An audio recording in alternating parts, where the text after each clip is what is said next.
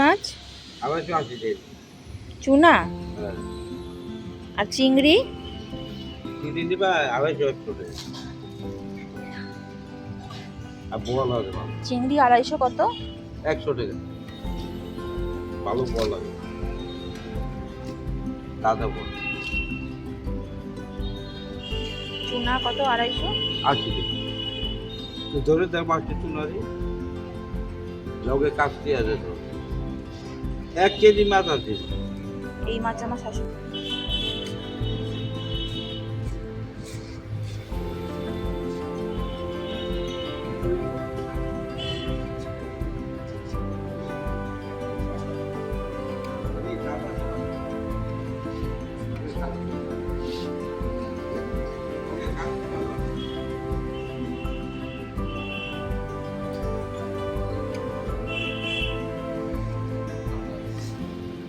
Good morning বন্ধুরা, আজকে সকাল শুরু করলাম।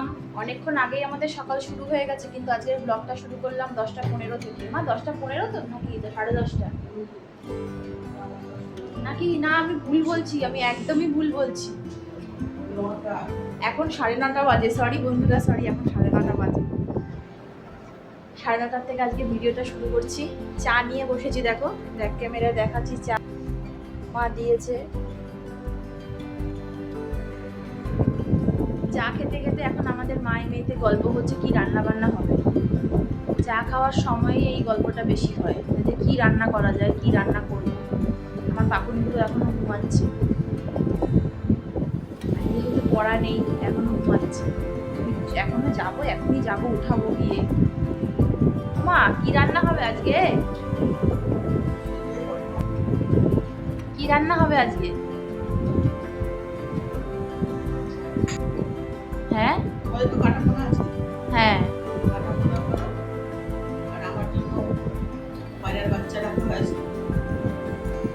আজকে সকাল সকাল ফ্রেশ ফ্রেশ মাছ এসেছিল, জানো তো বন্ধু। বাড়ির সামনে একটা দাদু আছে, দাদু প্রত্যেকদিন মাছ নিয়ে আসে। মাছ নিয়ে এসে ডাকে আমাকে, বইন বইন বলে ডাকে, বলছে বইন মাছ দেখে যা, মাছ দেখে যা। দেখতে গেছিলাম মাছ, বোয়াল মাছ এনেছিল, চিংড়ি মাছ এনেছিল, আর এনেছিল হচ্ছে ওই পাঁচমিশালি সব চুনো মাছ যাকে বলে। ওর মধ্যে মা বললো নাকি খয়রা মাছের বাচ্চাই বেশি, খয়রা চুনাই বেশি। এবার মার জন্য নিলাম অল্প করে। ওগুলো তো বাছা আবার সমস্যা,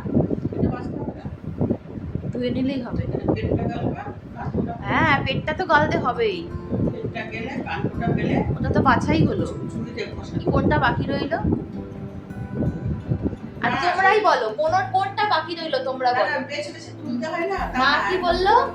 মা বললো পেটটা গালবে, পেটটা গেলে কানকোটা ফেলবে, কানকোটা ফেলে ঘষা মারবে। তাহলে বাকিটা কি রইলো? কিছু কি বাকি রইলো মাছ ধোয়ার?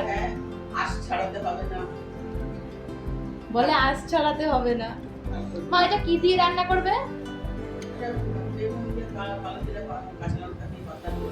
বেগুন দিয়ে, কালো জিরে দিয়ে মাখা মাখাও করা যায়, তাই না? মাখা মাখা খাবে না, কিন্তু পাতলা ঝোলটাই মার সমস্যা পেটের, মা পাতলা ঝোলটাই করবে। ঠিক আছে, তাহলে বন্ধুরা এখন চা খাই, আবার দেখা হচ্ছে। রান্না নিয়ে আসছি, কি কি রান্না করছি আজকে। চা খাই এখন। মা এখন সকালবেলা জল খাবার মাখছে। আমরা তো সকালবেলা ছাতু মুড়িটাই বেশি খাই, ছাতু মুড়ি চিড়ে চিড়ে দিয়ে সব মাখছে।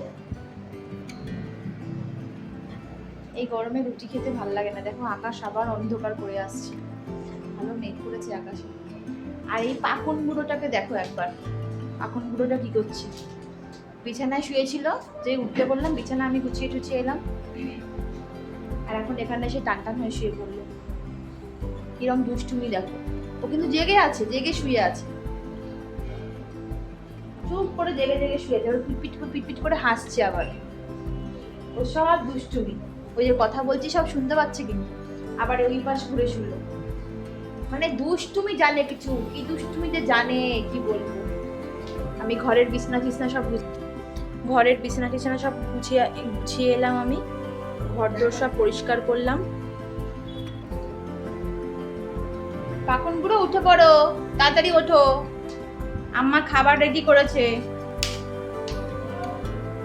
এই যে আম্মা খাবার রেডি করেছে।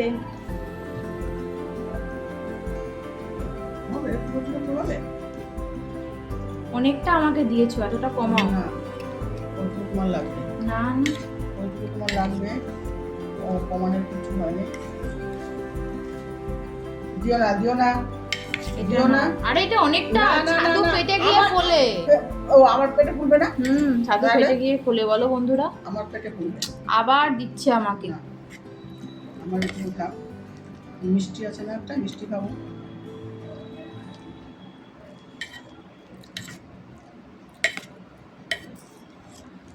ভালো হয়েছে খেতে।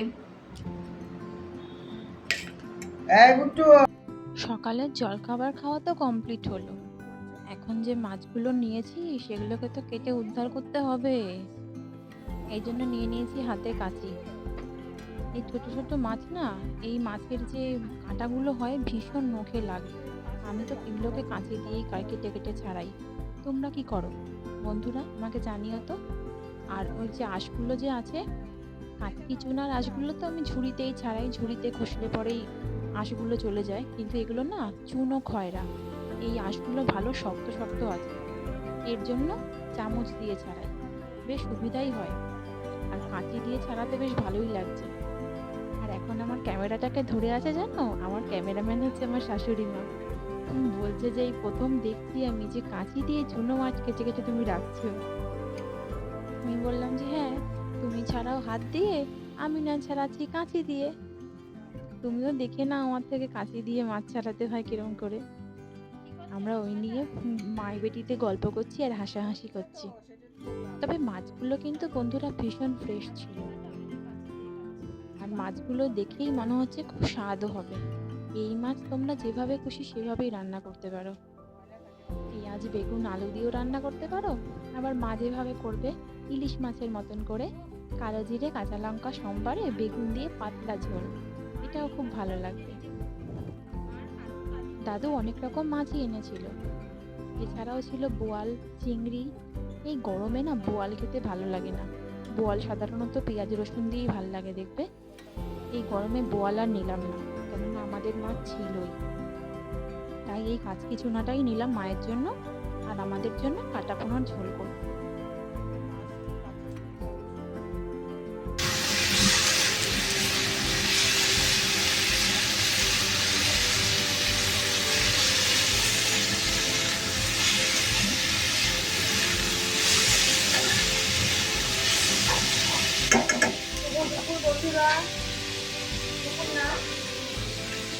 ওইখানে মা বলতেছে এখন আম কাটছে, কতগুলো পাকা আম আছে। মা বলছে আমগুলো কাটি, কেটে ফ্রিজে রাখবো। এখন আমি রান্নার দিকে এসে গেছি।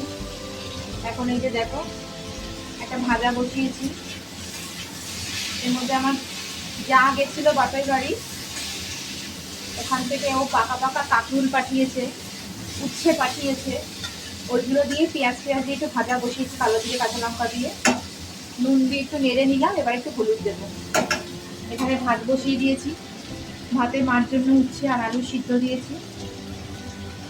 বেগুন কেটে রেখেছি। মা বললো ওই ওই চুনো খয়রাগুলো, মা বললো চুনো খয়রাগুলো ওই বেগুন দিয়ে কালো দিয়ে কাঁচা লঙ্কা দিয়ে পাতলা করে যেরকম ইলিশ মাছের ঝোল করে, সেই ইলিশ মাছের ঝোলের মতন করে রান্না করবে। ওই চুনো খয়রাগুলো দেখো ধুয়ে রেখেছি, তোমাদের দেখাচ্ছি। এই যে ইলিশ খয়রাগুলো, মানে চুনো খয়রা যাকে বলে, একদম চুনো খয়রা। পরিষ্কার দেখো মাছগুলো কি। মা বললো এগুলোকে সেই ইলিশ মাছের মতন বেগুন দিয়ে কালো দিয়ে কাঁচা লঙ্কা দিয়ে ঝোল করলে খুব ভালো লাগবে। তা মাম্মি, এই যে মাম্মি এখন আম কাটতে বসেছে। এখন 5 পয়সাও দেয় না। মাম্মি আম কাটতে বসেছে এখন। বলছে আমগুলোকে কেটে রাখি, আমগুলোকে কেটে ফ্রিজে রেখে দেবো। নাই গাছ তো কই গাছ, বলছে নাই কাজ তার খই গাছ। আসলে আমগুলো কেটে রাখলে ফ্রিজের মধ্যে, আমরা সবাই ভালোবাসি একটু ঠান্ডা ঠান্ডা আম খেতে। তোমরা কারা কারা রেখে দাও বন্ধুরা? ফল কেটে প্রায় সবাই ফ্রিজেই রেখে দেয়, বেশ ঠান্ডা ঠান্ডা ফল খেতে গরমে ভালোই লাগে। সবাই রাখে প্রায়, তরমুজ রেখে দেয়, আম। তারপরে খেয়ে দিয়ে অবসর সময় বসে বসে খাও বাটি নিয়ে নিয়ে।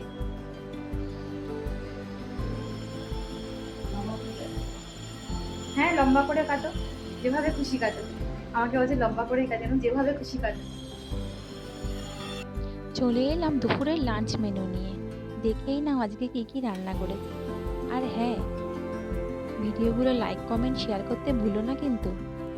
যদি আমার ভিডিওটা ভালো লেগে থাকে, যদি এরকম ছোট ছোট ব্লগ দেখতে তোমরা পছন্দ করো, আমার সংসারের খুঁটিনাটি জানতে চাও, আমার শাশুড়ি মায়ের গল্প শুনতে চাও, তাহলে অবশ্যই আমার চ্যানেলটাকে সাবস্ক্রাইব করে দিও বন্ধুরা। তাহলে আজকের মতন টাটা, আবার দেখা হবে আমার পরের ভিডিওতে। নমস্কার।